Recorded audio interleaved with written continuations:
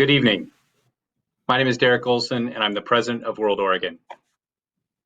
Thanks for joining us online, locally, and around the country and the world for the 2021 International Speaker Series, one of the nation's premier platforms for international affairs. For over 2 decades, the series has put you in a room with the global leaders, visionaries, and inspiring voices that are changing our world. The series continues its tradition of presenting a broad spectrum of the people, the big ideas, and the issues framing our role on the world stage with this year's theme, Changing Course. Earlier this month, many of you heard from Nikole Hannah-Jones, Pulitzer Prize-winning New York Times journalist speaking on 1619, Race and Democracy. Tonight's speakers are Maryn McKenna, public health author, journalist, and Dr. Marcel Curlin, OHSU infectious disease expert, in conversation on COVID-19 and the path to recovery. I'll give them a proper introduction later in my remarks. The other 2 events in the series are Ari Shapiro, co-host of NPR's All Things Considered, heard here locally on OPB, speaking March 4th on journalism, facts, and other things considered, and Tom Colicchio, acclaimed restaurateur and Top Chef lead judge, speaking April 7th on hunger, food, and human rights. I encourage you to take a look at our digital program for this series using the link on your screen to learn more about our speakers and World Oregon. Hopefully you also had a chance to look at the slideshow that preceded tonight's event. It tells more of the World Oregon story with international visitors, a global classroom, in addition to public programs like tonight's event. We thank you as members and donors for your ongoing support for World Oregon's ability to keep holding space for these critical conversations. With your engagement, World Oregon can continue to play a key role in bringing people together to work toward a more peaceful, equitable, and prosperous global future. The 2021 International Speaker Series is presented by the M.J. Murdoch Charitable Trust, with lead sponsors Nike, the Greenbrier Companies, and also the Larson Legacy. Thank you also to our many other sponsors listed in our digital program who help connect Oregonians to the world in ways that are relevant, meaningful, and incredibly important in fostering a more peaceful world. Finally, thank you to our dedicated community of board members, interns, volunteers, and hosts. You make the work we do possible. As you listen to tonight's program, please join us on social media using Twitter at World Oregon and at Maryn MCK. The link is in your digital program, as well as at OHSU News, the OHSU Twitter feed, using the hashtag World Oregon. Get your questions ready to enter in the chat function, and later in the evening, Program Director Tim DeRoche will come on with audio only to pose them to our speakers after some conversation between the 2 of them. I note that tonight we will have closed captionings in the bottom center of your screen, hopefully you're seeing them now, to make tonight's event as accessible as possible. Before our guests discuss COVID-19 and the path to recovery, I want to reiterate World Oregon's statement of concern. We feel for the pain of those who are sick or have lost loved ones from COVID-19, and for everyone hurt by the ongoing economic recession. We salute all those working at their own risk to keep us safe, healthy, treat those who are sick, keep flowing the vital supply of food and medicine, and make the difficult decisions needed, both in Oregon and worldwide. We are excited about the rollout of vaccines and look forward to the day when we can all gather again in person to listen to a speaker like tonight. And I want to introduce tonight's speakers on COVID-19. Maryn McKenna is an independent journalist and author specializing in public health, global health, and food policy, and a senior fellow at the Center for the Study of Human Health at Emory University, where she teaches health and science writing, storytelling, and media literacy. She is author of the 2017 bestseller, Big Chicken, The Incredible Story of How Antibiotics Created Modern Agriculture and Changed the Way the World Eats. In May of 2020, she created a massive online open course, or MOOC, called Journalism in a Pandemic, covering COVID-19 now and in the future, for the Knight Center for Journalism at the Americas at the University of Texas. The class was supported by the Knight Foundation, the United Nations Development Program, UNESCO, and the World Health Organization, and was taken by almost 9,000 journalists from 160 countries. She's a cum laude graduate of Georgetown University, has a master's degree with highest honors from Northwestern University, and is the recipient of numerous journalism awards.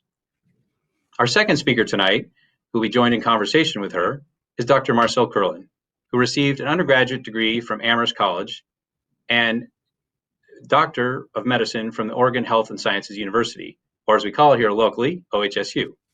After completing training in internal medicine at the University of Utah and in infectious diseases at the University of Washington, he remained at the University of Washington to pursue interest in molecular virology and HIV vaccine studies. In 2010, Dr. Curlin joined the U.S. Centers for Disease Control and Prevention and served as the chief of the HIV STD Laboratory Sciences section in Bangkok, Thailand for 4 years. In 2015, Dr. Curlin returned to OHSU to lead early phase clinical testing of T-cell-based HIV vaccines for the vaccine research program at the Vaccine and Gene Therapy Institute. Dr. Curlin co-directs development of infectious disease research collaborations in Southeast Asia for OHSU Global and is clinically active on the infectious disease inpatient consultation service. It is a great honor to have them with us tonight. Please join me in a virtual round of applause for Maryn McKenna and Dr. Marcel Curlin, and I'll pass the floor to them. Good evening to all of you. Thanks, Derek, for that amazing introduction. It's such a pleasure to be part of this event. I'm very grateful to World Oregon for asking us. So to start us off, here we are, more than 12 months into a global public health crisis, the likes of which the world has not experienced in more than a century. This week, we are at just about a year since parts of the East Coast went into lockdown for the first time. Just today, cases of COVID-19 in the world approached 113 million, more than 28 million just in the United States. The global count of deaths has topped 2.5 million. Here in the United States, more than 500,000, 500,000 people have died. Those numbers are so extraordinary that it's hard for us to wrap our minds around them. A toll of illness and death and loss that we will no doubt be processing for years to come. And yet, at the moment of this extraordinary suffering, there's also an extraordinary upwelling of hope. Because for the first time, we have vaccines against this terrible illness, vaccines that are likely to change the course of this for good. And that's what we're going to talk about tonight.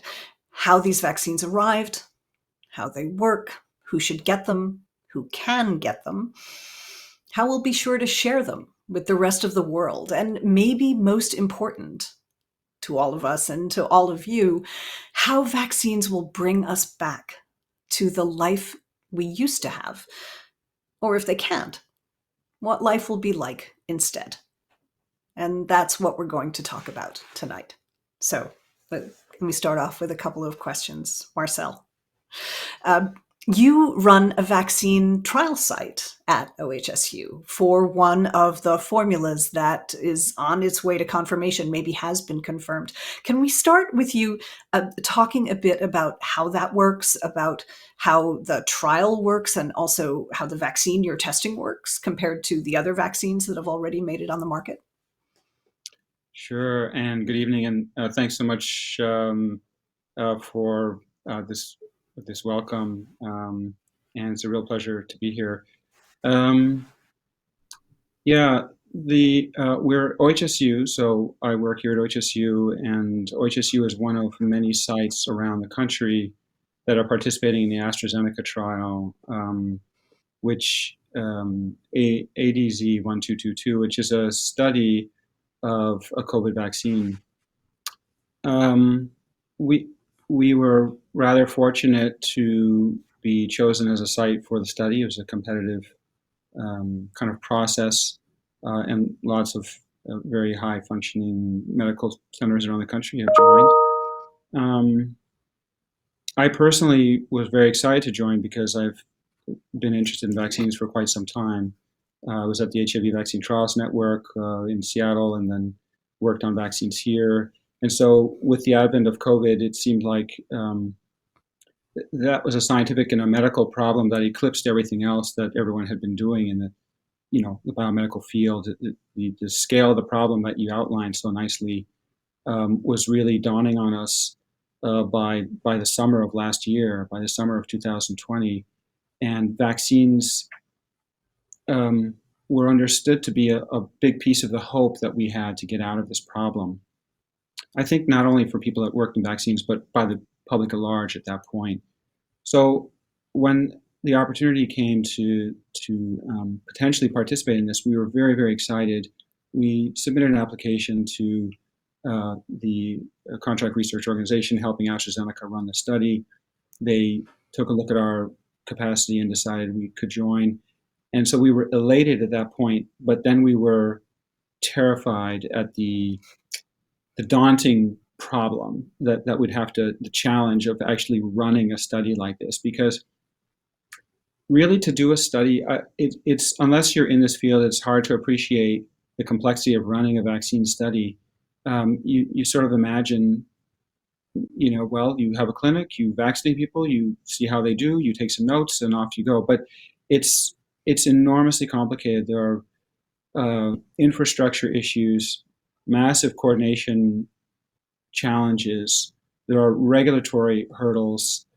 And we were really starting with basically nothing. There was a team of 2. And so, but what I think one of the silver linings that you alluded to a little bit in your opening remarks was that although the COVID epidemic is quite tragic and horrifying in its scale, has also been an opportunity for an amazing sense of teamsmanship, volunteerism, and kind of this spirit of collectively being all in the same boat. And so we all saw things that we've just never seen in our day-to-day life at OHSU. People dropping their regular jobs and saying, "I'm just going to volunteer and help you guys," regardless of whether they're getting paid or what's counting towards their hours in their regular slot or whatever. Managers making people freely available. So there was this huge upwelling of support, motivation, and collective pulling together. I don't know if that's been the same at every institution, but I certainly saw it here. So that was the initial response, and it got us over the hump of developing an infrastructure. So the administration gave us a clinic. We had suddenly study coordinators who were volunteering and tripping over themselves to help us. We had people helping us with regulatory things and matters and submissions and paperwork. So we really went very quickly through a process that would normally take 6 months or a year. We sort of short-circuited that into a 2-month, 3-month, stand-up process to get a clinic going. We then finally had a clinic running, which is still operational here on the waterfront at CHH1. A really nice facility. We enrolled our first patient on the last day of November, and it was just such a moment of, there were moments leading up to that where we thought we weren't going to be able to do it. We didn't have the staffing the physicians to cover the clinic. So there's this really climatic kind of sort of dramatic lead up to the first enrollment, which happened on the end of November. And at that point, we were so thrilled to be going. And so we've been enrolling and seeing patients since then. So it's been quite a thrill, quite a ride. So that's the sort of the lead up in the organization part of it. There are lots of other sites around the country that are helping. It's been quite a remarkable national effort and international effort. And I think it's part of this larger picture of a tremendous unlimbering of resources to biotechnological and human resources to move something along at an incredible speed. And it's really bearing fruit now. So I'm really struck by what you're describing of how people rushed to help you, the degree of enthusiasm that you experienced for this. And I want to come back to that. But the first thing I want to ask you, based on what you're describing, is that I think around the country, as I talk to people as a journalist, there's frequently a sense that we've only been in the pandemic a year, as I said, and now we have these vaccines. And therefore, people have the sense that these vaccines were produced in a rush. But it's my understanding that all of the vaccine formulas now that are now either approved or moving toward approval are all based on basic research that had been going for quite a while. So could you talk a bit about the underpinnings of the vaccine that you are working on, its history, I guess, its life story? Yeah. Well, you're putting your finger on probably one of the most important points that of the dialogue between the scientific community and the public at large that would benefit from this vaccine. Because as good as a vaccine may be, if you don't have uptake, the vaccine won't do any good. And you can't expect any uptake if you haven't generated the trust and the understanding in the public that would allow them to make that decision. It's a difficult decision, and especially if you're not working in the biomedical sciences. You may be an engineer or a hairdresser or a restaurateur, and you have to look to the medical community and trust what they're saying to put this new product into your body. And that's a really difficult thing to do. So it's very, very important. And I and the perspective that the vaccine was rushed is an understandable one if you're looking from the lay perspective about this without a long history of investment in the development of vaccines. It does seem rushed, right? Because the normal life cycle of a vaccine from a concept until its rollout as an approved product for use is maybe about 10 years and quite a bit of money. So it's quite slow. Whereas, as you point out, we became aware of the epidemic. The epidemic really started in December in China. Our awareness came shortly after that, and here we are, a little bit more than a year later, and we're already vaccinating people. So how can this not be rushed on one level?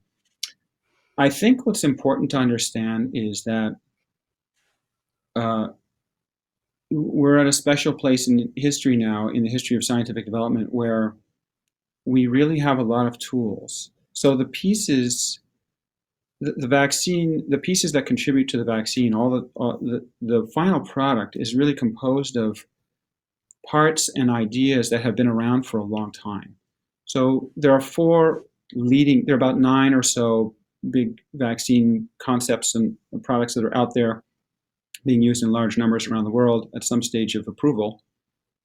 And in the United States, there are about 4. So 2 of those, Moderna and Pfizer, those are RNA vaccines. And people will notice that we haven't really had RNA vaccines before, so these are new things. But it's important to remember that the idea of, so an RNA vaccine is essentially just the instructions, the coded instructions in an RNA molecule to make protein surrounded by a fat droplet. So that's all it really is. It's a vehicle to encourage the body to make a certain amount of protein that will introduce the immune system to a foreign material that looks a lot like something that COVID has. And therefore, you mount an immune response at the ready. And when you then get exposed to COVID, to SARS-CoV-2, the virus that causes COVID-19, you already have an immune response. So this RNA molecule surrounded by a lipid droplet or a lipid coat is that vehicle. That idea really comes from the science of gene therapy, which has been around since 1989. So that was the first year that we recognized that you could take an RNA molecule and with the proper packaging, introduce it into the body and have cells read that instruction sheet and produce that protein. And the original application was thought to be, for gene therapy. So some people have genetic inborn errors of metabolism where they can't make a protein that's really important for human health. So can we deliver that gene and have them make it? But in the mid-90s, it was also recognized that this could be used for vaccines, because if the body can be induced to produce a protein, then that protein could be immunogenic and therefore serve as a vaccine, but without exposure to the actual harmful pathogen. So that started in the mid-90s. And Moderna was founded, I think, in, maybe about 10 years later or so. And already vaccines were being worked on way back then in 2010. So by the time we fast forward to 2019, and COVID comes along, that concept had already been there. All of the engineering around how you make the lipid coat that allows the delivery of that molecule had been figured out in large part. And now the only question is, what kind of RNA are you going to put into that? And as soon as the gene, nowadays we have gene sequencing in scale that's very rapid. So the Chinese actually released the sequence of SARS-CoV-2 a little bit less than a month after the start of the epidemic in December. So the sequence came out in January. So if you're sitting from the position of a vaccine developer who's interested in RNA vaccines, you have all the tools already on the shelf. Now you've got the sequence that's been released, and it's a very short hop to select the right protein, create an RNA molecule from that, put it into your construct, and release that. So that's. But to be clear, so these are not, what you just described is not your vaccine, right? The vaccine that you are testing is a different platform. That's right. That's true. Yeah. The one we're testing is the AstraZeneca platform, which is, so Pfizer and Moderna are the two RNA-based platforms. And then Johnson & Johnson and AstraZeneca are both working on an alternative form of the vaccine. And I started talking about the RNA vaccines first because they are the most untested in a way, or maybe better to say that we really don't have any other examples of a vaccine that's been approved for use based on RNA, whereas we have had some vaccines based on the other concepts. So the other two concepts are very similar. AstraZeneca and Janssen, or Johnson & Johnson and the subsidiary Janssen, they have COVID vaccines that are, they're designed to do the same thing. The end effect is to induce the body to make that protein, whatever protein you select, that's going to cause the immune response. But they're using an inactivated virus, a cold virus. It's called adenovirus. There are many types of adenoviruses. Mostly they cause either sort of mild or no illnesses in humans or in primates like chimps. And so they typically, the typical way to do this is to take a relatively harmless virus, further weaken it by making changes that allow it to not replicate. So it's called replication deficient. So you've attenuated this virus, and then you substitute out some of the genes in the virus with the gene of interest that is going to produce that protein from SARS-CoV-2. And so then you vaccinate the person with that. The virus infects the cell delivers the RNA is expressed in the cell that's been infected by this vaccine product, produces the protein, and then the immune response moves on from there. So the end result is the same, but the vehicle is slightly different, slightly more complex with a virus, but with a carrier virus. It's like a Trojan horse concept, but the end result is the same. So I would say that the AstraZeneca and the Johnson & Johnson product are a little bit more, there's been a little bit more of a track record in the world of vaccines because, for example, the Ad26 vector that's used for the Johnson & Johnson vaccine has been used in several other settings like an Ebola virus vaccine, etc. So, but they all essentially are similar in some ways. I think it's really reassuring to people to realize that as quickly as these vaccines seem to have come to fruition, they actually have a long history behind them, as you say, of a decade or more of work. It makes them feel a little more solid somehow. So I was really interested by your description of how much everyone at the university just kind of dropped everything to help you, and volunteered and did paperwork for you and helped you set things up. And I'm imagining there must have been a similar sort of enthusiasm and sense of welcome on the part of the public, because after all, you wouldn't be able to run a vaccine trial if you didn't have people who were willing to take the vaccine.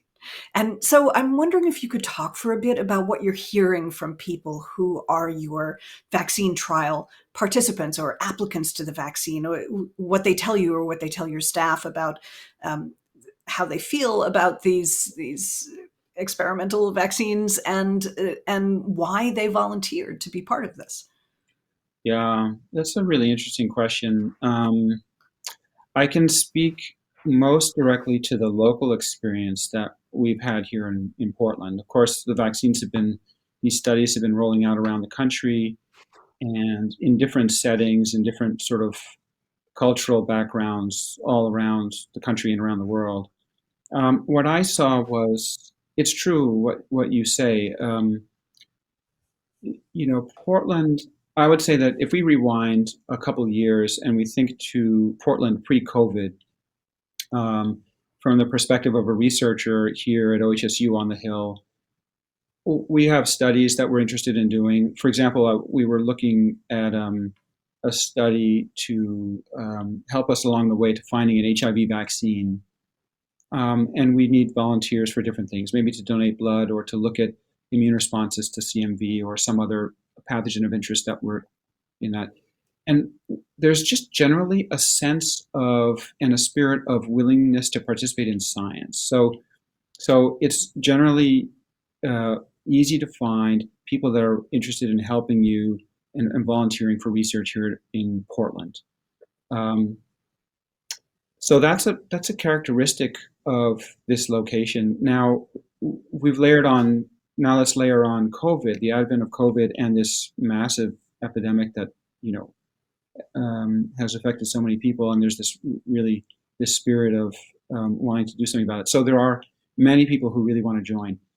At the same time, there are many groups that we can tend to forget about if we're not thinking about it properly, who are typically neglected by science, or perhaps don't benefit as readily, don't have as good access to medical care, etc., and also bear the burden in some part of some of the unfortunate aspects of our medical research history.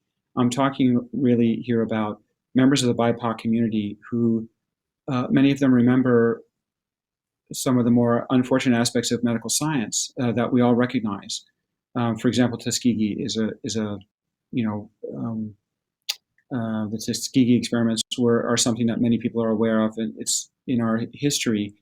And although those things are hard to imagine happening in today's world with the more evolved sense of propriety and ethics and in medicine that we have, we nevertheless inherit that history, which we have to acknowledge. And we also have to acknowledge the enormous pain and suffering that people have experienced historically with some of this bad kind of practice in medical science.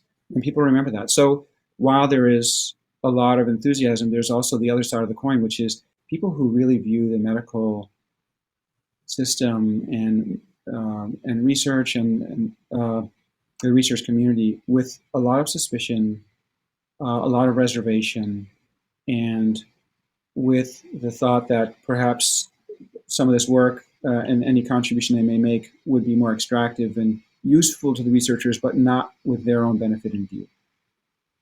So there are both of those things happening, and the problem is that we know that COVID is disproportionately affecting people in the BIPOC community. And those are the very people that should benefit from the vaccine, and therefore we have to know that the vaccine is going to work in these communities, and that it's going to be effective.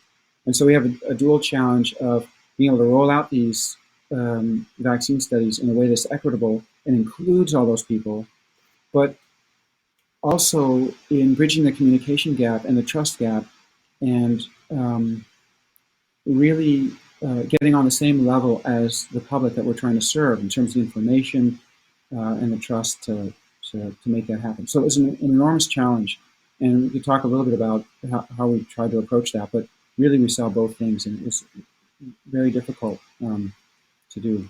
I would say that we were very fortunate in that in our study we ended up enrolling more people from the BIPOC community than any other.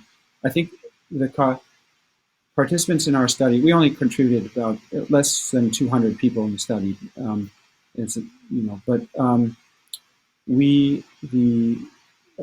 participants of Caucasian descent were in the minority. We represented about 33% of our study participants. So we were very successful in engaging the BIPOC community. But in addition to setting up the studies, we had to invest in a lot of energy into communication and outreach, which was very important. And I hope leads to benefits in the future for science and the engagement between OHSU and our community.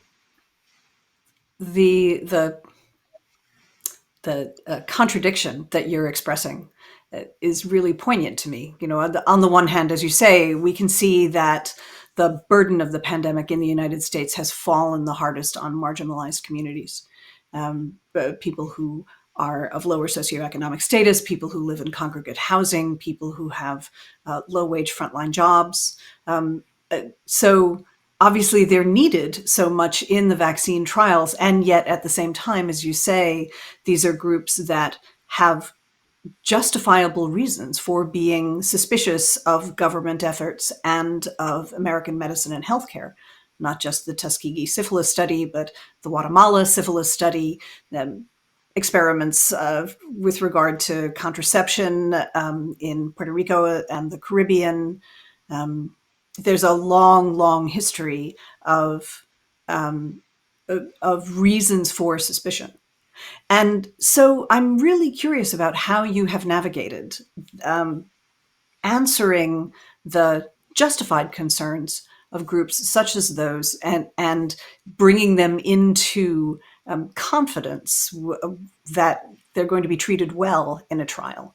Because there's such a difference to me between people who are unalterably opposed to vaccination and people who have reasons for hesitancy around vaccination that when you interrogate their history are completely justified reasons because of they or their families or their community's experience with healthcare.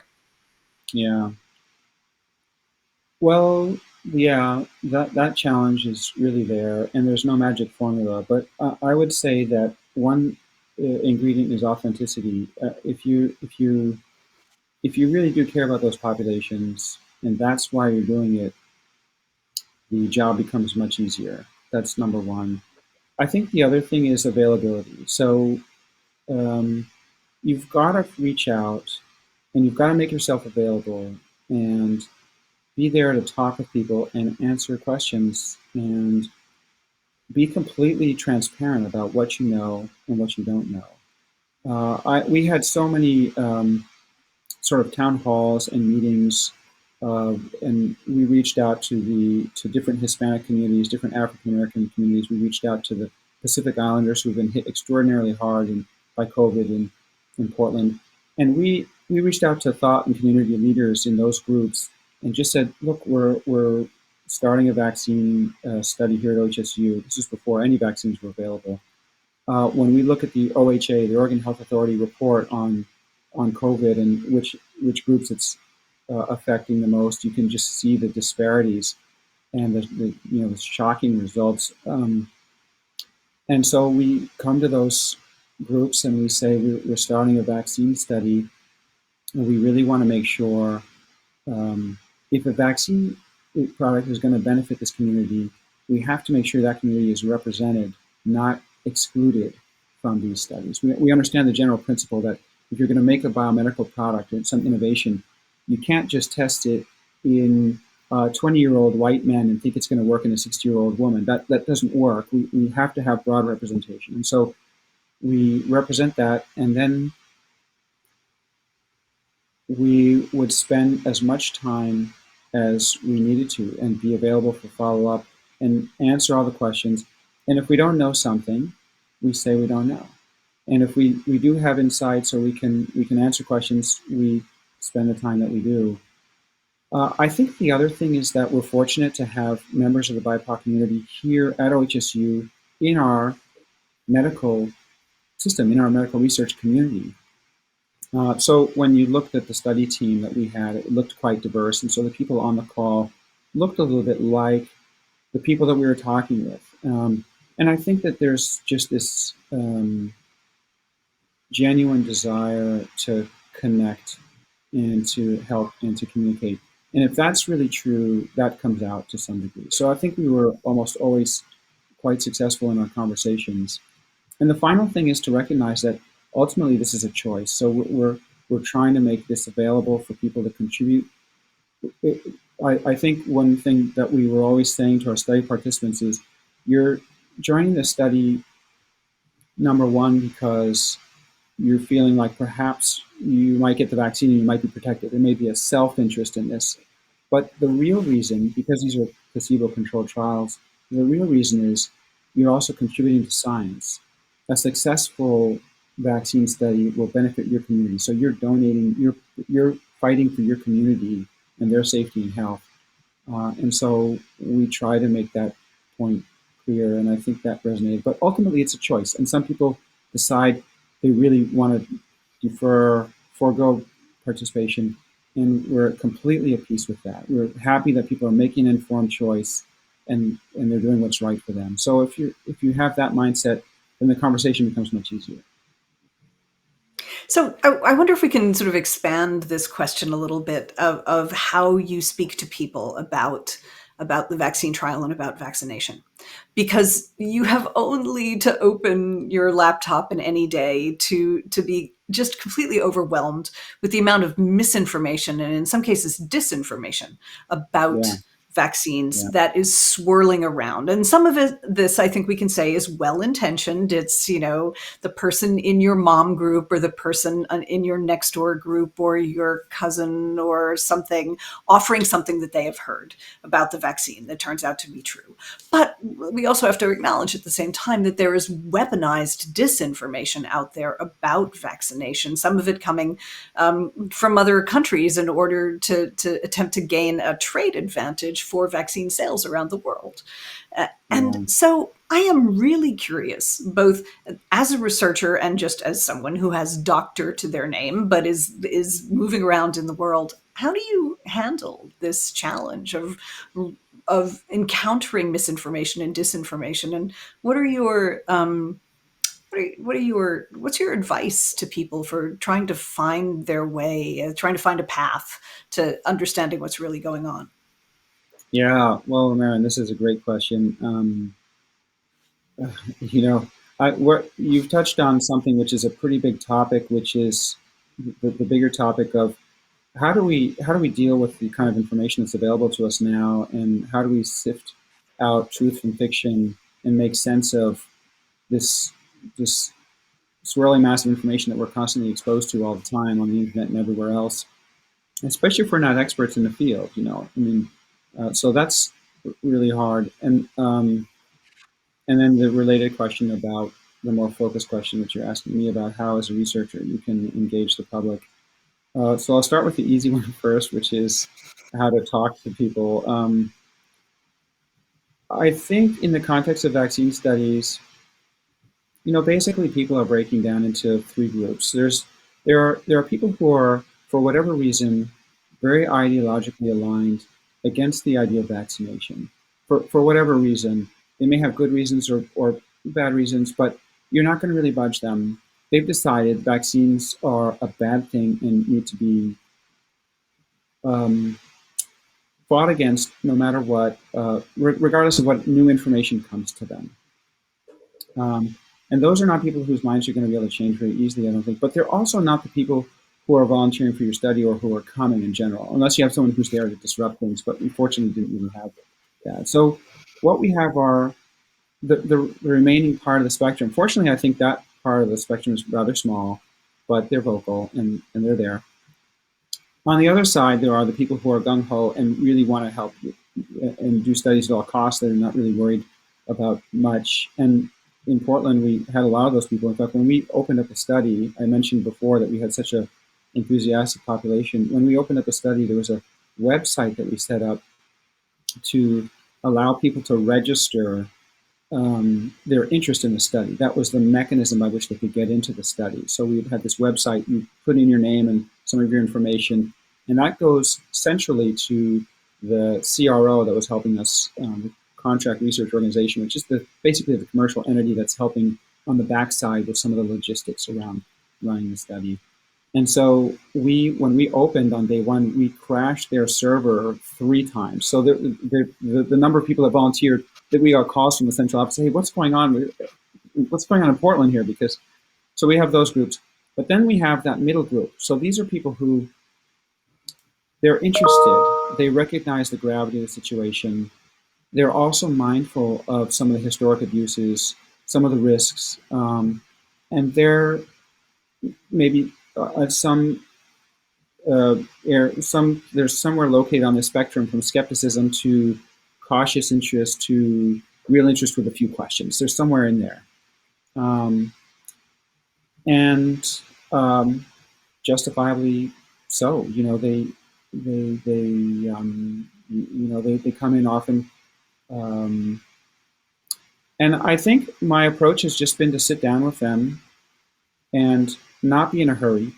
We're chronically rushed as physicians and as researchers. There's not enough time to do anything. We're chronically rushed. I think that this is one of the downsides of the modern medical system in the United States, is that there is the way things are structured. There is intense pressure to move from one patient to the next for a variety of reasons, and it creates this atmosphere of unavailability. And I think in the setting of clinical research, which is a bit different than clinical care, you really have to take as much time as you have available and as you can. And so we would just sit down and we would talk with people. And my personal approach is to try to meet people where they are. So if they say something like, well, what about the risks? Or wasn't this what you said, that this might be rushed? That was a common remark. But what about safety? If I'm going to, could this affect my husband or my wife if I get vaccinated? What about if I'm taking this medicine? And my approach with all these conversations is to try to put myself into their shoes and make the concern that they have as vivid in my own mind as I can, so that I'm really feeling from their perspective what it would be to consider this vaccine. So yeah, I can see why this sounds rushed. I can see why this looks scary because I'm also taking this medicine or that medicine, or maybe I had this response to a previous vaccine. If I can get myself into their shoes, now I can start from the place where they are and really effectively provide them with whatever additional information I have that might address those concerns. One common thing is, well, if it's so rushed, how do we know it's safe at all? And so I can start by talking about how many people have received the vaccine under other research settings.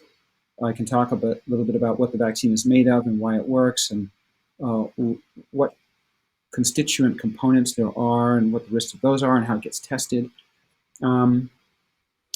And to be completely upfront about what's known and what's not known. I think that's the candor and availability are the two things. Let me ask you to switch for a minute from being speaking as a researcher to speaking more as a citizen, I guess. I'm really curious what you think about how the vaccine rollout is going. I am sitting here in Atlanta. Georgia has very different rules for who qualifies for the vaccine than the states on either side of us, just because we have a state-based system of public health in the United States where every state gets to make their own decisions. What's it like in the Pacific Northwest? And do you feel like this is going well? Gosh. That's a difficult question. I think that I can take several different perspectives on it. The big perspective is that it's incredible that we have this pandemic that made its entrance onto the stage in December of 2019, really touched U.S. shores, and this is almost to the day the anniversary of the first case in Oregon. So we're near the end of February, and to think that now we're already vaccinating millions of people 1 year later is kind of unbelievable. So that, in the global perspective, is quite remarkable. And I think that when we look back and some of the details fade from memory, what we'll remember is that there was a terrific effort to move things along in a way that got us vaccinated as quickly as possible, and that we were really unlimbering terrific biomedical tools to address this pandemic in a way that's never been done before. So that's sort of in a big sense. But when you're closer to the ground and you're really in the midst of the details, I also sense the tumult and the chaos around how we deal with a scarce resource and resource allocation. My sense is that at the national level, things are quite fragmented. As you point out, each state gets to do things the way they want. How do you prioritize who's going to get the vaccine, right? There are many people who are persuaded by the need for the vaccine. They want to take the masks off. They want to visit their mom and dad in a nursing home. They want to be able to send their kids to school so they can work. They want to be able to open up their business to again. So they're afraid of, maybe they have an immune compromising condition or something else that makes them particularly vulnerable to COVID, and they're quite afraid. So there's a huge emotional component to this, and a desire for the vaccine, but we don't have all the doses we need. And so who's going to get the vaccine first? And I think we're seeing that play out at the state level. I'm the medical director for occupational health here at OHSU, and so our office has been responsible for vaccinating the OHSU population, healthcare workforce here, and it's about 18,000 people roughly, and so we had to vaccinate 18,000 people. So I saw, on a smaller stage, all of these things play out that you might imagine happening on the national stage, personal dramas every day. We had 2 today, and so it's messy and it's difficult, and there are ethical questions that come up. There's confusion and tears and kind of relief. The first time the vaccine clinic opened, so this was before the vaccine was widely available to the public, but we were starting to vaccinate frontline healthcare workers, those who are really at the highest risk of getting COVID because they're providing emergent care to people who are probably COVID infected. So we were vaccinating those people.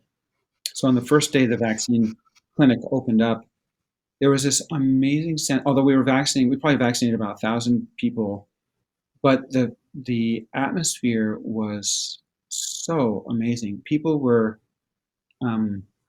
had tears in their eyes, and it was really quite something. So I think what we're seeing is the full range of human experience, from frustration, despair, and anger to incredible gratitude and relief, all playing out, which are the natural consequences of, this process of trying to distribute a resource to our population, which I hope rolls out quickly.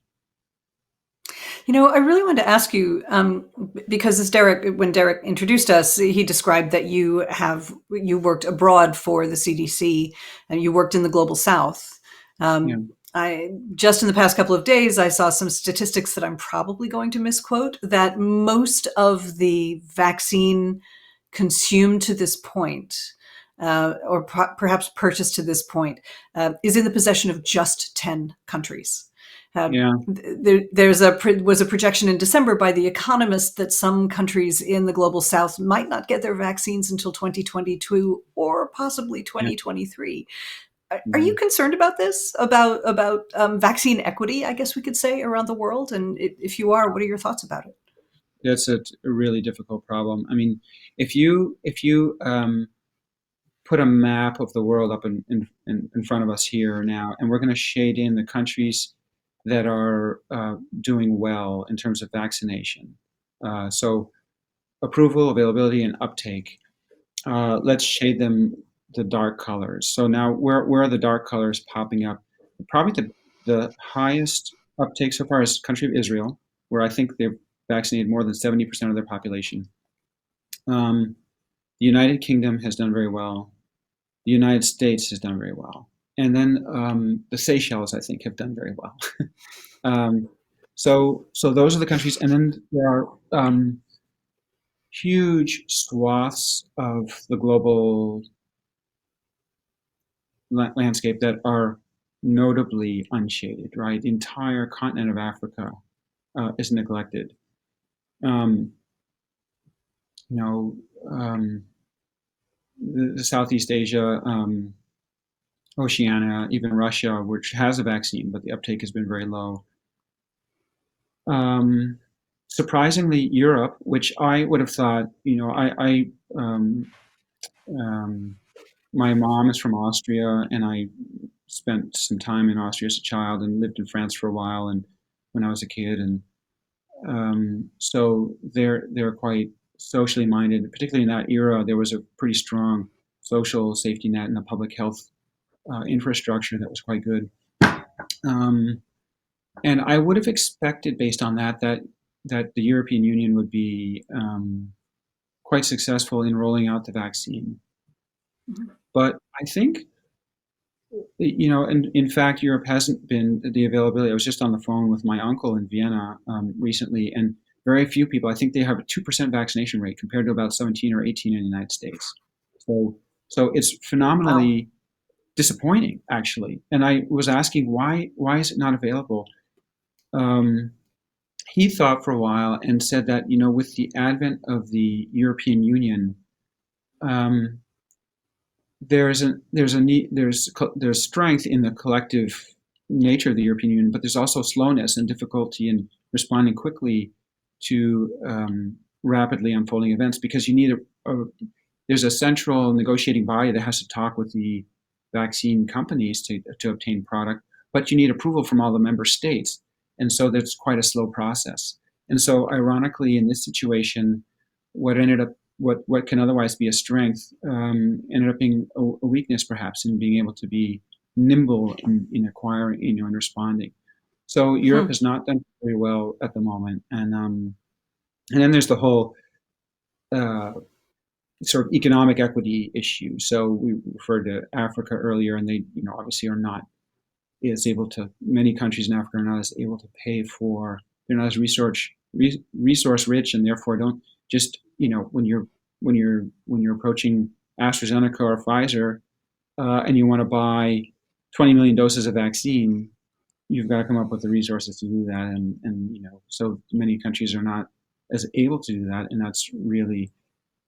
I mean, it's really unfair. It really needs to not be that way. I think the richer countries really do have to help, and I mean, many people point out that it's also in our own interest. I mean, what the epidemic has shown us is that what happens in rural China very quickly affects the rest of the world. And I think that there are aspects of the epidemic that we need to bear in mind in that regard as well. So if you're motivated by nothing else than self-interest, it's still in our self-interest to make sure that everyone gets vaccine. Of course, I think that as a matter of fairness, we need to do that as well. And I hope that it happens. I think the self-interest argument is a particularly interesting one to raise right now, that we are so concerned about variants of the virus emerging, right? The South African variant, the British variant, now the California and the New York variants. And you will know better than me, but they're emerging because people are not completely protected against them. There are people who are not protected against the virus by vaccination or natural infection who will provide sort of a kind of like a petri dish in which that virus can emerge, can evolve. And the faster we vaccinate the world, the less room will allow the virus to do that. So certainly in terms of what the future looks like for us, moving vaccine to the global south as fast as we can would seem to be in all our interest. And so it's the future that I want to ask you about next, because I know we're coming up close to the top of the hour and I have just a couple more questions. The first is, and I think this is the question that everybody wants answered at this point, is, do you have any sense, I'm asking you to crystal ball a bit here, will life go back to normal as it was? And if it does, when? And if it doesn't, exactly, what does the new normal look like? Yeah. Well, that's a pretty difficult question, and I can just give you my own guess based on what I've seen, but not based on any kind of particularly informed scientific prediction model or anything like that. Will life go back to normal, and when? I think that some things will return to their previous kind of their previous shape, and other things will not. Um, First of all, there's the short term. We're still in the midst of the pandemic, so I think we can see that we're gaining ground on the vaccine on the epidemic, at least locally. We're vaccinating about 1.5 million people a day. We have 330 million people in the United States. We're going to get to some point where people are projecting that, at least in the U.S., we'll have some sort of threshold of herd immunity due to vaccination and infection by the fall of this year at this rate. Okay.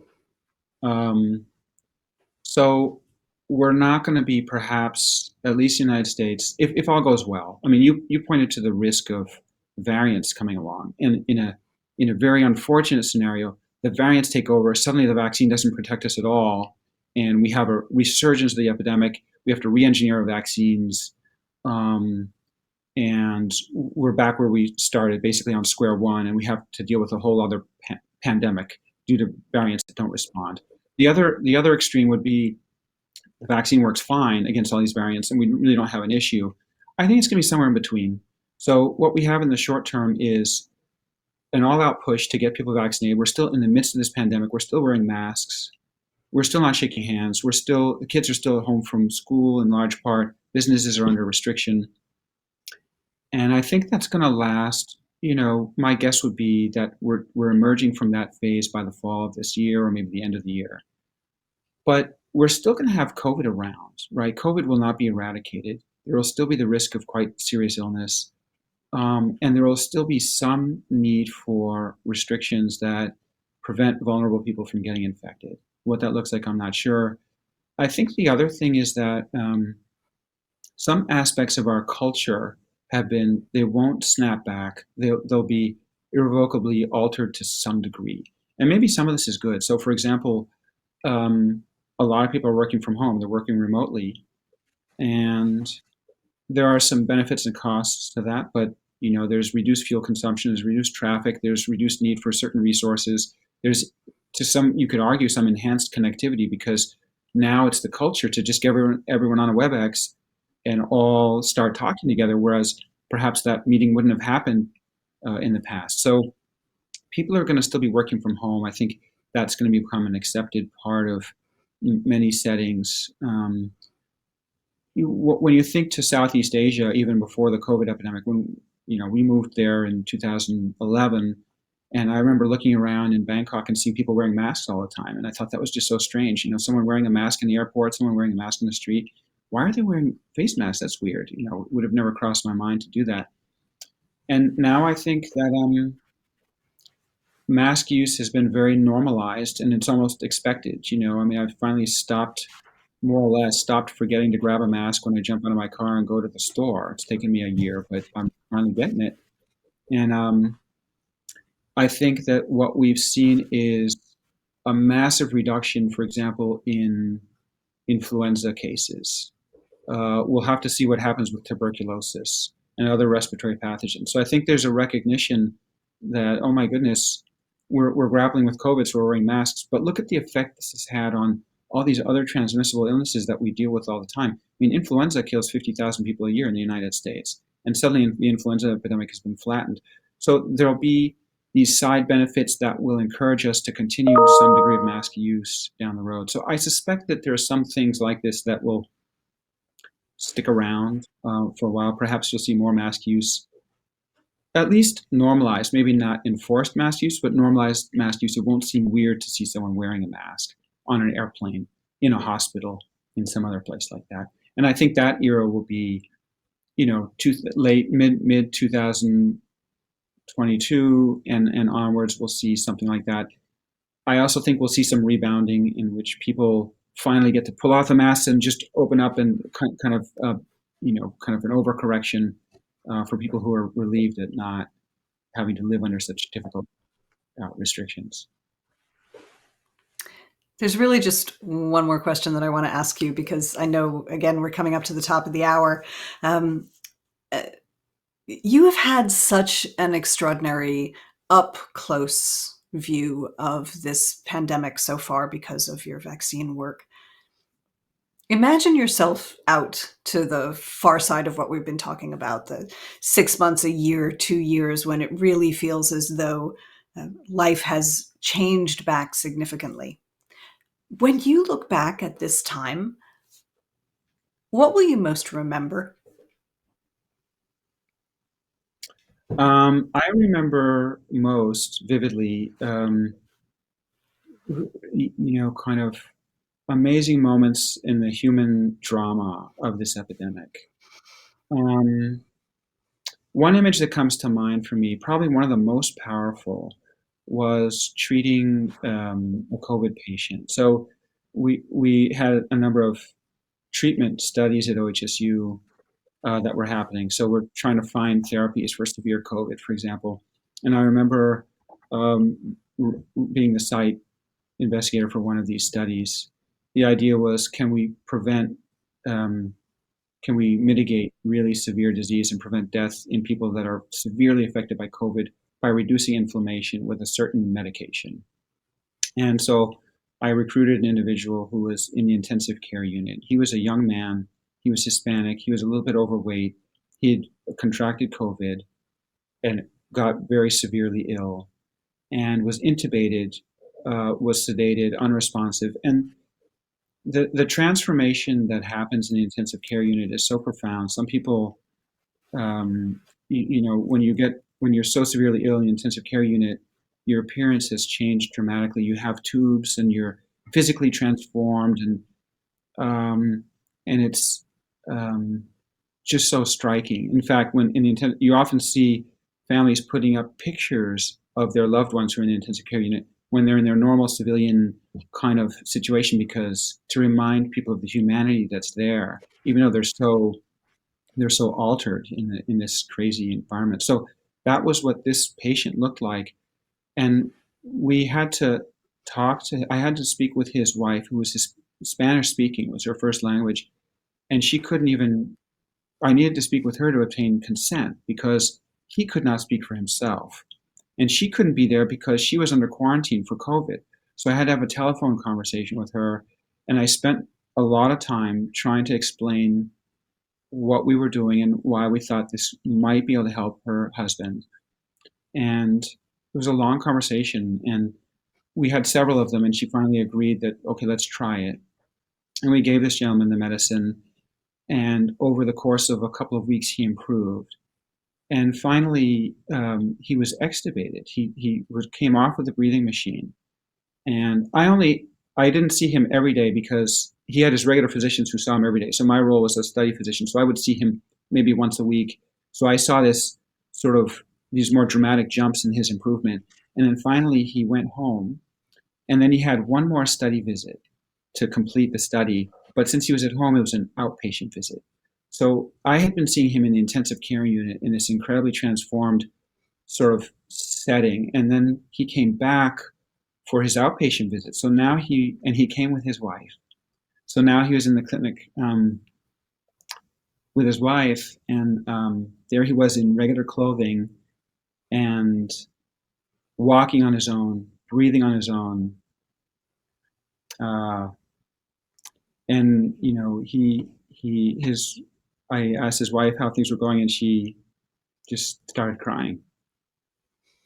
And then I asked him, a few things. And what I remember him saying was he just wanted to thank the intensive care team that had taken such good care of him. So that transformation is one of the most powerful images I still remember from this epidemic. That's a wonderful story. It must have meant so much to see that person return to life again, when you had seen them just so close to death, and to know that you had made that much of a difference. And I would think to hope that was true for so many people who've been victims of this pandemic, that they can come out the other side. Thank you for answering all these questions I've been asking you for a shockingly long period of time. I think the World Oregon organizers want to jump in now and ask both of us questions, or relay questions from the audience. Absolutely. Maryn and Marcel, thank you so very much. This is Tim DeRoche, Director of Programs. Fantastic conversation. We have a lot of questions that have come through email and chat and, through the ether and over the transom, from the 30,000 foot view to the nuts and bolts. And I kind of want to just dive right in. Let's start. You guys talked a lot about variants, and I think that we're all a little spooked by the notion of what that means. I mean, we've read that we're lacking in the amount of genomic testing and surveillance that might be needed to detect new variants. Do you have faith that Pfizer, Moderna, J&J can modify and respond to the existing vaccines, not just with a baseline COVID-19, but for the subtypes? And what might be some of the logistical and regulatory challenges? And does this mean you have to go back and do clinical trials all over again? Yeah. Well, maybe I'll say a few things, and then Maryn, maybe you can comment as well from your perspective too, on what you've seen in your experience and all of the reporting that you've done. But well, variants are a real problem. This is what viruses do. Maryn reminded us that when you have a lot of people who are infected with a virus, that gives the virus the opportunity to make mistakes, right? When the virus replicates itself in a person, it makes mistakes, and then it looks a little bit different in this person than in the next person. And if that change gives the virus any little bit of a benefit in terms of transmission or escape from the immunity, that virus will do better and therefore amplify itself.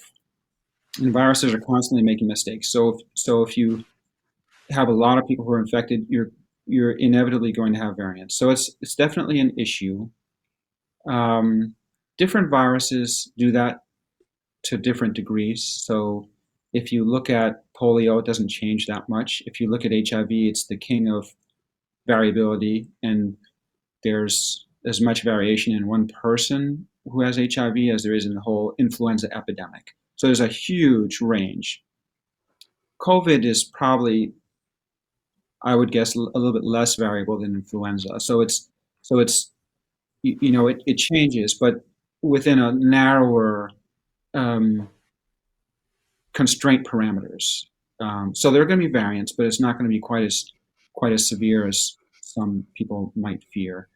The obvious problem is if you have a variant, it may no longer respond to the immune responses that were generated by a vaccine based on the old variant. And I think that's going to happen. What's likely to happen is some sort of a spectrum. So some variants are going to pop up.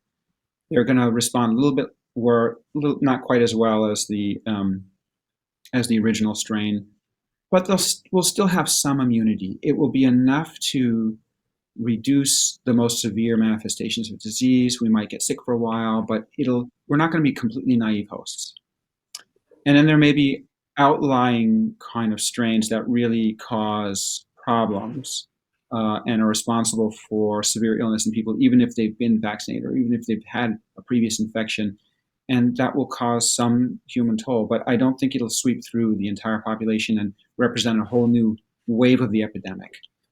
I think the most likely thing is that we'll see some dominant variants come out that really merit a booster vaccine, and that the vaccine producers will be able to fairly quickly cope with that because the basic platform that's needed is already there. It's been tested. Now it's a relatively small adjustment of the coding sequence that they put in. So we're changing slightly, but what the protein looks like, but the entire concept is the same. That lowers the regulatory bar. It's not really a completely new product. All of the packaging is basically the same. It's just a minor difference. And I think that there will still be regulatory requirements for that. You can't just make that change and license it. That's not going to happen. But there will be relatively small studies that are just intended to confirm safety and immunogenicity, that the immune responses elicited by that vaccine do control those variants and that they work. We need that to happen. And then they will be probably granted rapid approval. But those will be relatively small studies, not the 30,000 strong studies that we saw with Pfizer and AstraZeneca and Johnson & Johnson. That's my view. But Maryn, what do you think? Well, the FDA said just 3 days ago that they are willing to when we get to the point of having the companies having booster shots, essentially, that they're willing to let those go ahead without the kind of lengthy clinical trial that it took to get the first versions of the formulas approved. As you say, they'll have some smaller degree of testing, but not a full-scale trial. For people who who feel sort of trepidatious about this, we kind of already do this. We do it for flu. Flu is a highly variable virus that changes a lot season to season. And we take flu shots every year, those of us who take flu shots, and I hope everyone who is listening takes a flu shot, because flu escapes prior protection, and we need to adjust the vaccine to protect us against what's now the dominant strain. I think of flu shots as kind of like an old-fashioned tape deck, where there's the actual physical thing of the tape deck, and then there's the cassette that you take in and out. That's a very, very bad analogy, but work with me here. And it's the cassette that needs to change year to year, and the background, sort of the backbone of the vaccine, remains the same. And when people get nervous about, are we going to have booster shots for the novel coronavirus, and what's it going to look like, and are they going to be safe? I try to remind them that even though these are very different viruses and the virology of the vaccines are different, we already at least have the concept in our culture, and we're quite accustomed to taking flu shots. And I think we'll probably have to get accustomed to taking coronavirus booster shots as well. So you both are responding to this crisis. Maryn, you're coming from a reporting stance. Marcel, you're coming from a treating and a research stance. But one of the things that I think is so hotly contested right now, especially here in Oregon, has been the question of schools reopening. There has been so much controversy, and it is, hotly debated. So, to paraphrase another doctor known as Seuss, if you ran the zoo, what would your response be to how this is being handled, and what would you do? I am going to jump in here quickly and then skitter away because I do not myself have children. But I will say that, I have a number of friends who are dealing with this, and I hear in my own writers group, in my own peer circles, in addition to as a reporter, I hear about this, I think, every day. It's unfathomably complicated. And it's complicated by local infection rates. It's complicated by the responses of different state health departments. It's complicated by the structures of education in different places, including whether there are teachers' unions or not. The one thing I will say is that we have had so much discussion. We had so much discussion earlier in the pandemic about whether and when we were going to reopen bars and restaurants. Now, food is one of the things I write about. I love restaurants and bars. I wish we could go back to them. But I have not gone back yet. But if we had as much discussion at the same time as early in the pandemic about what we were going to do about schools, as we were having then, this is now 6 months ago or more, about what we were going to do about restaurants and bars in the service sector, I think we would be in a different place now. Yeah. Well, this gets to this hard question about, resource allocation, and how you manage the epidemic from, 30,000 feet, and which populations you decide to, treat first. And it's pretty tough, and I don't envy, we've had to do that to some extent here at OHSU in a very, very small way. Who do we vaccinate first? Now that we have limited supply, who gets vaccinated next? And I really don't envy people who are on the national level trying to do this, or at the state level, and really having to decide whether one group gets it or the other. We can think of our older parents who are in nursing homes, and when they've paid an enormous price because they are terrifically at risk. When they get sick, they're much higher risk of dying. They are more isolated than ever because of this, because even if there was a tendency for them to be isolated before, certainly now they're in much worse shape. And so they're paying a pretty big price. On the other hand, consider the parents who are watching their kids. We're all perennially nowadays. I have 3 children, and they're constantly on the screen. This is part of our culture. They're either on phones or on computers, and it's very different than when I was growing up, where we had to sort of make our own fun a little bit outside and different things. And so there's a certain amount of I think parents nowadays are really trying to figure out how to encourage social interaction and doing things where you're creating your own culture and your own fun rather than being fed all this. And so COVID now has taken away that social outlet and really pushed us more into that box where the one thing that kids can do is be on the computer and interact with their friends that way, or consume fun rather than make fun. And so, and at the same time, think about the state governor who is trying to figure out how to open businesses and revive an economy, and knowing that parents can't go to work because their kids are at home and can't be sent to school.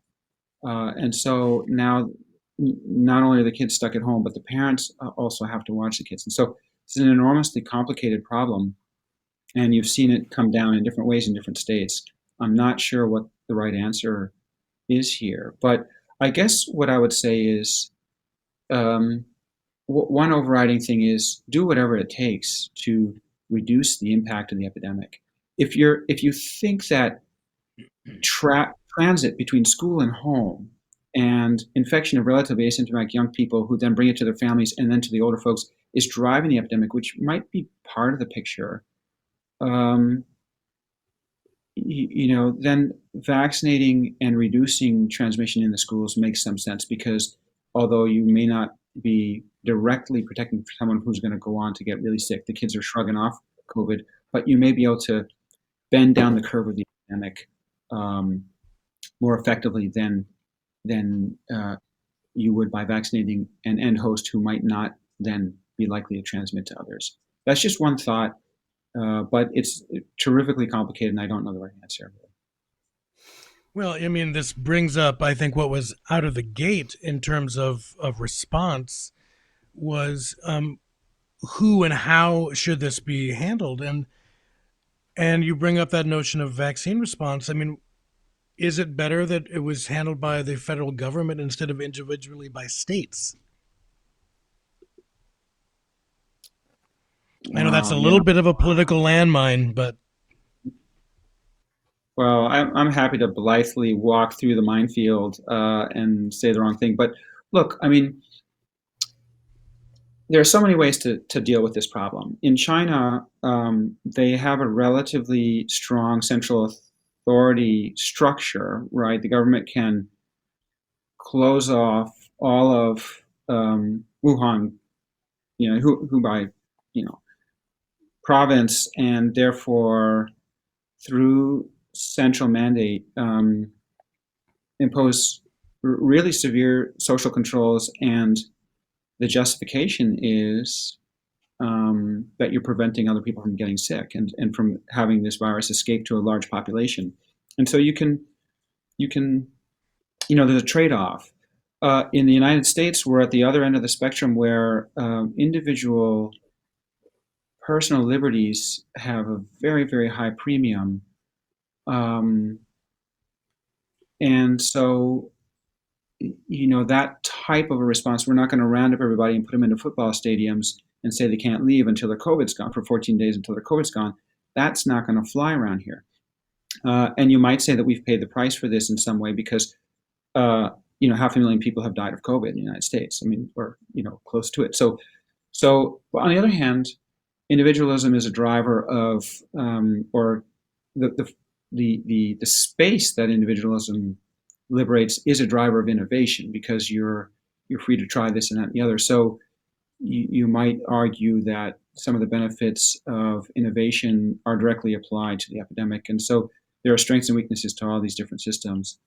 I do think personally, this is just my own personal view, that a coordinated, not a mandate version, but a more coordinated federal response could be helpful. I think we suffered from lack of coordination. So I'm not arguing for a command and control style of response like in China, but I do think that having thoughtful national leaders who can see the larger logic of the epidemic on the national stage and look at numbers. This should probably come out of the CDC, to be honest with you, where they have a sense of where the populations are, who's at risk, where they can allocate, and have someone quarterbacking that, and then dialogue directly with the states from a central plan that's really sound would be the ideal recipe in a country like the United States, in my opinion. So we have been a country, inarguably, very divided by politics and populism and mistrust of institutions over the last several years. You guys brought up a couple different things earlier that I thought were really interesting. You talked about the notion of trust. You talked about vaccine hesitancy, from the anti-vaxxer to the I'm going to wait and see to historically discriminated against groups like the BIPOC communities. Can you see a path forward to putting aside partisan and ideological differences and actually rediscovering, perhaps a shared sort of World War II type American ethos where we actually begin to work together with some compassion and empathy? Mm-hmm. It Maryn, would be I'll nice to think so. It is this. I don't know. I think we have an emotional reckoning coming in the United States. 500,000 people dead. As many people as died in both world wars and a third war. I'm sorry if I don't remember exactly what the math is, whether it's Korea or Vietnam. All the deaths in the 20th century for which we have major national monuments. Mm-hmm. All of those deaths and more, and they're continuing to occur. It's 508,000 and change deaths as of today. And because we have been so deep in the pandemic, we have not had any opportunity really, except on the level of individual families, to stop and grieve. We've only begun to see some recognitions of the need for kind of public ritual by the incoming Biden administration. It may be that when we get far enough down the curve that we can start to really process the emotional impact of what we've lost. That may bring us together in a way that we haven't been able to manage over the past year plus. I suspect that we have coming for us individually and on a national level, a significant load of PTSD that is going to take us a while to process. I think the psychological, emotional impact of this is going to last a long time. Yeah. So let me jump in with a question, because we've got a question from someone that really addresses itself to that question of emotional impact. And what they say is, listening to Dr. Curlin's experiences makes me wonder about the psychological impact to medical and healthcare professionals. And what does the profession need to avoid major burnout, trauma issues for care providers, and how can the general public help to support them in this? Wow. Well, that's a very real problem. It's happening. I am reading a lot about different sectors of the healthcare field where burnout is terrific, and it's quite sad. But on the other hand, I've seen a lot of counterexamples too. So there's a road that leads to the hospital from my house. If I take a smaller road, I go through the woods, and there's a tree on the way, and there's a little sign that someone put up, and it said, "Thank you, nurses." I was at a hospital. OHSU has some smaller umbrella, sort of smaller community hospitals within its umbrella. One is in Hillsborough Medical Center, and we sometimes care for patients over there too. I rotate out there, and I was on the floor at one point, and there was a bit of a commotion. I looked out the window, and the entire police force from the whole area had organized a parade. I think firemen too, and had been driving all around the hospital with their lights on, just thanking the medical community for its effort. So I think there's been incredible hardship. I mean, you saw some of the stories from New York City, which was hit very hard in the early epidemic, and where hospitals were completely overrun, and there were tragic stories that played out both with patients and workers. And so there's enormous pain and loss. And I also see that there's enormous gratitude and recognition for the effort and the sacrifice and the bravery. You know, it's scary to go into a patient's room who's got COVID. I've done it many times. You put on a gown, you put on gloves, you put on a mask, you put on eye protectors, and then you go in, and you hope that's enough, because you're going home pretty soon, and you're going to be with your family and your kids and your spouse, and it's scary, you know. And so, yeah, I think that it's a very real problem. I think that it's mitigated by the small acts of kindness and recognition that many people do. And the other thing is, I think that on the other end of the spectrum, you know, at OHSU particularly, for example, we've had an administration that's been incredibly supportive. So there's a COVID leave sort of system where people who have to stay home from their quarantine because of COVID and might lose on their income because of they're not at work, and so there's a leave system. A lot of other tangible ways in which the administration is trying to support people. So I think at both ends of the spectrum, both institutionally and individually from the public, that there's a lot of recognition and a lot of trying to help. So that's really good. Wow, thank you. So we're coming up on time. I've got a couple more questions. I've got one. I mean, you know, World Oregon is a global organization, and the elephant in the room that didn't get discussed is the World Health Organization. So it took a decades-long global effort led by the WHO to finally eradicate smallpox in 1980. And of course, we've heard the stories that it took far longer than it could because of underfunding and many things. It was mid-late 60s when it happened.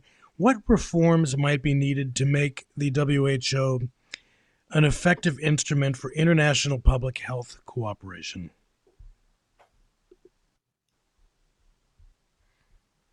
And you know, don't all a problem, jump a problem that the WHO has always had, and no one has come up with a solution for this yet, is that the membership is voluntary. You know, it does not have the force of governance. It cannot compel. It can only advise and request and bring some moral suasion to bear. This was a question that was gone through quite thoroughly after SARS-1, when it became clear that the news of the spread of that coronavirus through southern China, outside Hong Kong, had not been shared with the global community, was detected first by a sort of web crawler program that was run for the WHO in Canada, and then detected pretty much in real time when a resident of Guangdong fled to Hong Kong, stayed in the Metropole Hotel, crossed paths with a dozen other people, somehow exposed them, and those people in the next 24 hours flew all around the globe and seeded SARS around the globe. Yeah. That problem was supposed to be fixed with revisions of the international health regulations. But the beginning of SARS-2 a year ago, December 2019, and then January a year ago, showed the limits of some of those reforms, that it's still possible for governments, for whatever reason, to not be as forthcoming with information as the international community would like to see them be. And now we see the results of that. It should also be said, though, that the international community also has a responsibility to the WHO, and the responsibility is to fund it better. The WHO is critically short of money in a number of areas, and until we all, as global citizens, step up to support it, maybe we want to be conservative in what we ask it to do.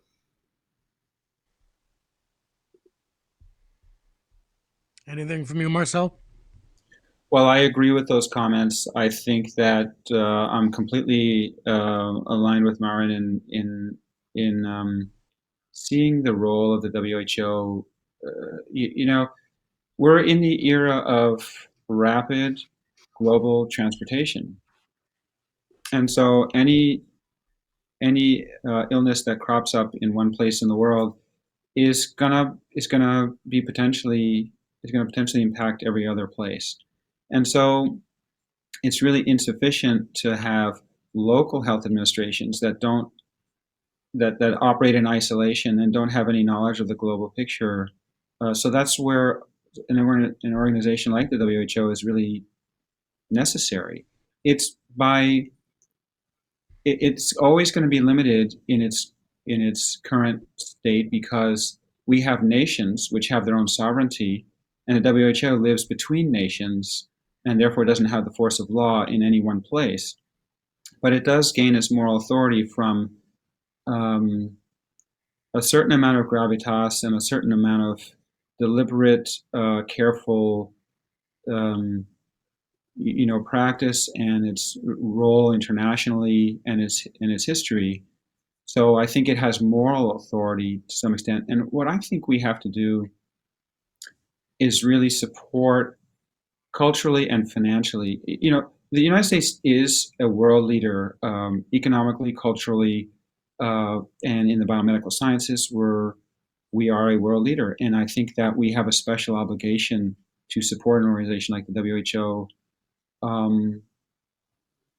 for that very purpose, because we really all are in the same boat. I mean, I think that the images taken of the world from the Apollo missions and stuff now seem very relevant as an image, right? This blue marble in front of us that, from the perspective of the moon, seems like such a small and self-contained thing. I think that sense and that feeling that we're really all in one global community here, and that one thing here affects us over on the other side is very real. And that's why we need something like the WHO that can help us to see these challenges. It was so wonderful when we had our initial conversation a week or so ago, because the Mars rover had just landed, and Maryn was so emotionally moved by that.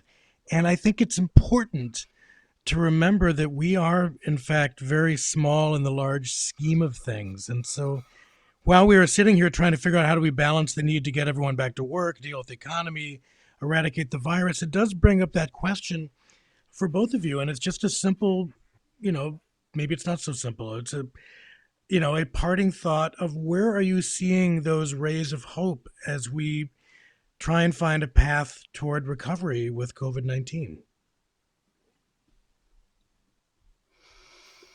As a journalist, I have been talking to people for, since last January about the impact of this, and particularly sort of the last mile impact on the public health system, which has been grievously underfunded for more than a decade now, since the 2008 recession.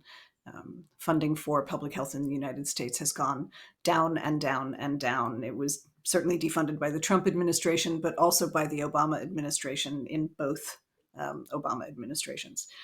More than 50,000 people lost their jobs in American public health since 2008. And that doesn't count the dozens of people who left during the pandemic last year because of overwork or because of harassment or because of outright threats. I think that we cannot function as a country without a robust public health system. And I hope that the impact of the pandemic, one of the impacts of the pandemic, has been to remind us of that not just biomedicine, not just clinical care, but public health is absolutely critical to the running of a country. I think the pandemic has made that visible in a way that people are beginning to understand and to want to give energy to and to want to direct funding toward. I hope that continues. Yeah, I mean that's a really an insightful comment, and I agree. You know, when you go to the store and you buy a bottle of Tylenol, you expect the seal to be on. You expect to see an intact, clean product. When you buy food, you expect to see that it's not spoiled and that it's run well. If you get sick, you expect to be able to go to your nearby hospital and get decent care that's available to you. We have assumptions about our society, that we have expectations. We're not just in the Wild West with no infrastructure and no regard, and you're kind of on your own to sink or swim. There is a society around us, and we have certain expectations around the society, which we tend to forget a little bit. We think of it as a right, and we're indignant if we're not, if we get poor service from that. But I think an epidemic like COVID, as tragic as it is, and that just can't be understated. I mean, overstated. As terrible as it is a sort of a wake-up call and a reminder of the fragility of these systems and of the need for investment and commitment. So we've seen hospitals overrun, and suddenly you have, let's say, COPD and COVID, and you're in California and you need acute care, and you've got to go to an intensive care unit, and all of their beds are full, and the hallways are full, and there's no oxygen. And this violates your expectation of what society is supposed to be able to provide. Well, this is a wake-up call that those benefits from society only come if we invest them, and that there's a system that we have to invest in and sustain in order to do that. And so I think a strong national healthcare system is really imperative, and it's I think that these epidemics are and events like what we're seeing are a reminder of that. So it's a silver lining, perhaps, but does highlight a problem. Thanks, Marcel. Thanks, Maryn. I'm gonna tag Derek back in. I want to thank you guys for all of your answers to wonderful questions. I want to thank the audience for submitting great questions, and we will hopefully see all of you next week for R.A. Shapiro. And Derek, it's all yours. Thanks, Tim, and thanks to our amazing speakers, experts tonight with this powerful discussion, incredible questions from the audience. Sorry we couldn't get to them all. Like to thank again the sponsors who make this series possible. The MJ Murdoch Charitable Trust is our lead event sponsor, presenting sponsor, as well as our lead sponsors, Nike, Greenbrier, and also the Larson Legacy. Without their support, this wouldn't be possible. A huge thanks to all of you for joining us tonight and leaning into this challenging discussion. For those of you that are with sponsors or have patron level tickets, we'll be soon have our virtual reception up. You should have the link for that in the email that we sent you. And as Tim said, we're looking forward to seeing you all a week from tonight, where Beaverton's own R.A. Shapiro will be joining us and to talk about his life as a journalist, and we're really excited for that as well. So thanks again for all of you joining this. Thank you so much to our amazing speakers tonight, Maryn and Marcel. We greatly appreciate your time and expertise and sharing this with our audience.